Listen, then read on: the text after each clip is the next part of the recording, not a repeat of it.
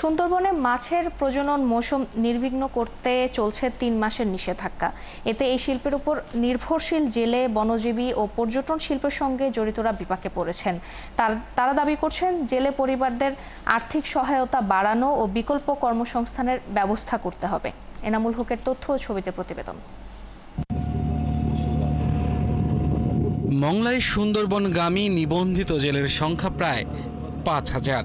মৎস্য সম্পদ ও বন্যপ্রাণীর প্রজননের নিরাপত্তায় গত ১ জুন থেকে তারা সুন্দরবনে যেতে পারছেন না। একই সময় পর্যটকদেরও বনে যাওয়া নিষেধ, কারণ শুরু হয়েছে ৩ মাসের জন্য সব ধরনের মাছ ধরা নিষেধাজ্ঞা। এতে বিপাকে পড়েছেন সুন্দরবনের উপর নির্ভরশীল পেশাজীবীরা। তারা জানান, এখন পর্যন্ত কোনো সহায়তা পাননি তারা। এই ৩ মাস একটানা বসে তাহলে বেকার, বিকারির মতো বিকারি করলেই চলে। কারণ আমাকে ব্যবসায় আমাকে ইনকাম হয়েছে, ইনকামের সোর্স হয়েছে সুন্দরবন নিয়ে। খুব কষ্ট হবে জাল না টানতে পেলে খাবো কি? খুব রিস্ক, খুব কষ্ট।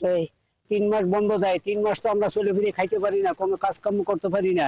যখন নিচে যাই এক নৌকা দুইটা ৩,০০০, ৪,০০০, ২,০০০, ৫০০, ৭০০ এর নিচে আমাকে নামতে দেয় না। আমাকে পাস করা থাকে, তারপরও আমরা যাইতে পারতেছি। মোয়াল ও কাঠ কাটার বাওয়ালিদের জন্য পারমিট দেয়া বন্ধ রয়েছে। ৩ মাসের নিষেধাজ্ঞায় ক্ষতির মুখে পড়েছেন তারাও। এই ৩ মাসে কোনো আর্থিক সমস্যায় পড়ে আমরা বেশি। সরকার যদি কোনো বিকল্প ব্যবস্থা নিত তাহলে আমাদের জন্য একটু সুবিধা হইতো, আমাদের বাল বাচ্চা নিয়ে আমরা ভালোভাবে জীবনযাপন করতে পারতাম। বন বিভাগের কর্মকর্তারা বলছেন, এখন সবাই নিষেধাজ্ঞা মেনেই চলছেন। কেউ আইন অমান্য করলে তাদের বিরুদ্ধে কঠোর ব্যবস্থা নেওয়া হবে।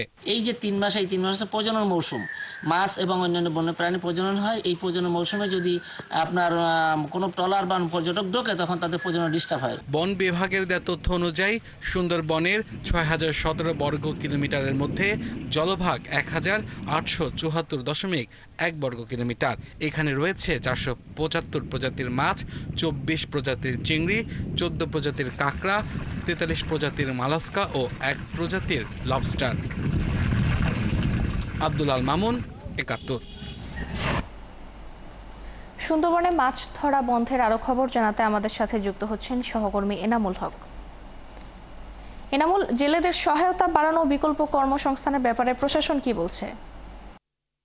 সাজানা, আপনি জানেন জুন, জুলাই এবং আগস্টেই ৩ মাস কিন্তু সুন্দরবনের যে বন্যপ্রাণীর প্রজনন কেন্দ্র এবং মৎস্য বিভাগের মাছের প্রজনন মৌসুম, এই মৌসুমে কিন্তু এই ৩ মাসেই কিন্তু সুন্দরবনে কিন্তু কোনো পাস পারমিট দেওয়া হয় না। যে পাস পারমিট না দেওয়ার কারণে সুন্দরবনগামী যে সমস্ত জেলে রয়েছে তারা কিন্তু এই সময়ে খুব খারাপ অবস্থায় থাকেন, কারণ তাদের এই সময় ধার দেনা করে চলতে হয়। এছাড়া কিন্তু তারা সুন্দরবনের নামতে পারে না, কারণ বন বিভাগ, কোস্টগার্ড, নৌ পুলিশ সহ বিভিন্ন বাহিনী কিন্তু তাদেরকে এই সময় নদীতে নেমে মাছ ধরতে নিরুৎসাহিত করে, এবং নিরুৎসাহিত করার ফলে এই যে সুন্দরবনগামী যে সমস্ত জেলেরা রয়েছে, আমি চিলা, জয়মনি, তারপর হচ্ছে আপনার কানাইনগর, বৈদ্যমারি, এই সমস্ত এলাকার জেলেদের সাথে, সুন্দরবনগামী জেলেদের সাথে কথা বলেছি। তারা কিন্তু আমাকে জানিয়েছেন যে এই সময়টাতে কিন্তু তাদের মানবেতর জীবনযাপন করতে হয়, এক কথা অসহায় জীবনযাপন। তাদের স্কুলগামী যে সমস্ত ছেলে মেয়ে রয়েছে, তাদের স্কুল কলেজগামী সেই সমস্ত ছেলে মেয়েদের খরচ বহন করাও তাদের পক্ষে কষ্টসাধ্য। এই সময়টাতে তারা দিনমজুর হিসেবে বিভিন্ন জায়গায় কাজ করতে পারলেও যারা নারী জেলে রয়েছে তারা কিন্তু কোথাও কাজ করতে পারে না। তো এই ক্ষেত্রে একজনের আয় দিয়ে তাদের সংসার চালানো দুষ্কর। এছাড়া আর যে একটি বিষয় রয়েছে যে আপনার সুন্দরবনের পাশের যে পর্যটন স্পট করমজল, সেটি কিন্তু মোংলা থেকে এখান থেকে যেতে কিন্তু মাত্র ৫ থেকে ১৫ মিনিট সময় লাগে স্পিডবোট, ট্রলার বা নৌকায়। তো সেই জায়গাটিও কিন্তু আপনার এই সময় এই মৌসুমে বন্ধ রাখা হয় ৩ মাস। তো ৩ মাস বন্ধ রাখলে এখানে লঞ্চ, জালিবোট, ট্রলারের যারা রয়েছে তারা কিন্তু ১৫০০-র মতো মালিক এবং শ্রমিক রয়েছে। তো তাদের পরিবার পরিজন নিয়ে কিন্তু এই সময়টাতে তারাও বিপাকে পড়ে, যেই কারণে তারা কিন্তু আমাকে জানিয়েছেন যে এই সময়টাতে তারাও কিন্তু কোনো ধরনের প্রণোদনা পান না।